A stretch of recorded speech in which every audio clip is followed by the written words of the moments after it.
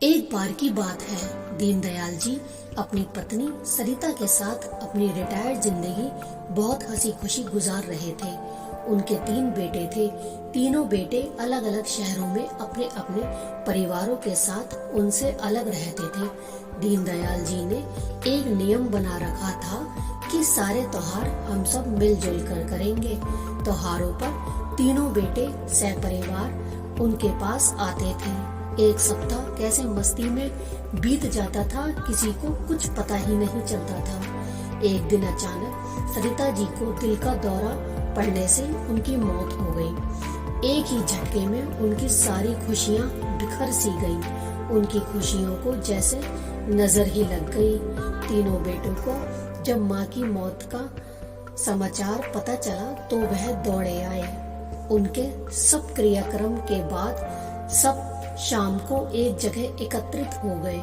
बड़ी बहू ने कहा, बाबूजी, अब आप अकेले कैसे रह पाएंगे? आप हमारे साथ चलिए। दीनदयाल जी ने कहा, नहीं बहू, अभी यहीं रहने दो। यहाँ मुझे अपनापन सा लगता है। बच्चों की गृहस्थी में यह बात कहते कहते दीनदयाल जी चुप से हो गए। इससे पहले बड़ा बेटा कुछ बोलता, लेकिन उन्होंने इशारे से चुप कर दिया। दीनदयाल जी कहते हैं कि बच्चों, अब तुम्हारी माँ तो हम सबको छोड़कर हमेशा के लिए इस दुनिया से जा चुकी है, लेकिन उनकी कुछ चीजें हैं वो तुम लोग आपस में बांट लो। ये कहते हुए दीनदयाल जी अलमारी से कुछ निकाल कर लाए। मखमल के थैले में बहुत सुंदर चांदी का श्रृंगारदान था और एक बहुत सुंदर सोने के पट्टे वाली पुरानी हाथ की घड़ी थी। सबके सब एक साथ इतनी खूबसूरत चीजें देखकर लपक से पड़े। एकदम छोटा बेटा जोश में बोला, अरे पापा, ये घड़ी तो अम्मा शीला को देना चाहती थी। दीनदयाल जी बोले, और सब कुछ तो मैं तुम लोगों को बराबर से दे ही चुका हूँ, लेकिन अब ये समझ में नहीं आ रहा कि उनकी ये 2 चीजों को तुम तीनों में कैसे बांटूं। फिर सब एक दूसरे का मुंह देखने लगे। तभी मंझला बेटा बोला, पापा, ये श्रृंगारदान अम्मा अक्सर मीरा को देने की बात करती थी, लेकिन समस्या तो वहीं बनी हुई थी। अब दीनदयाल जी सोचने लगे कि बड़ी बहू को क्या दूं। फिर बड़ी बहू ने कहा, पापा जी, शायद आप मेरे बारे में ही सोच रहे हैं। पापा जी, आप श्रृंगारदान मीरा को और हाथ की घड़ी शीला को दे दीजिए। अम्मा भी तो यही चाहती थी। फिर दीनदयाल जी बोले, लेकिन नंदिनी, मैं तुझे क्या दूं? मेरी कुछ समझ में नहीं आ रहा।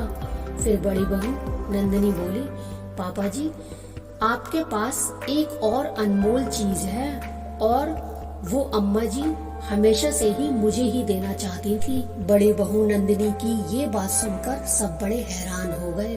सब यह सोचने लगे कि अब ऐसा और क्या है जो हमें नहीं पता, अब ऐसा कौन सा खजाना है। फिर बड़ी बहू मुस्कुराकर बोली, वो सबसे अनमोल खजाना तो आप स्वयं हैं। पापा जी, पिछली बार अम्मा जी ने मुझसे कह दिया था कि मेरे बाद पापा जी की देखरेख तेरे जिम्मे है। बस अब आप उनकी अंतिम इच्छा का पालन करें और हमारे साथ चलें इसी समय। बड़ी बहू की ये बात सुनकर दीनदयाल जी की आंखें नम हो गईं और वहाँ मौजूद मतलबी कुछ लोगों की आंखें शर्म से झुक गईं। हेलो फ्रेंड्स, कैसी लगी आपको हमारी ये वीडियो? नीचे कमेंट बॉक्स में कमेंट करके जरूर बताएं वीडियो के बारे में। वीडियो अगर अच्छा लगा हो तो वीडियो को लाइक जरूर कर दीजिए। वीडियो को शेयर कीजिए अपने व्हाट्सएप ग्रुप पर, फेसबुक पर और इंस्टाग्राम पर। वीडियो को फैला दीजिए और हमें फॉलो कीजिए फेसबुक पर, इंस्टाग्राम पर। लिंक डिस्क्रिप्शन में दिया हुआ है। और जो भी फ्रेंड्स हमारे चैनल पर नए हैं तो हमारे चैनल को सब्सक्राइब जरूर कर दीजिए।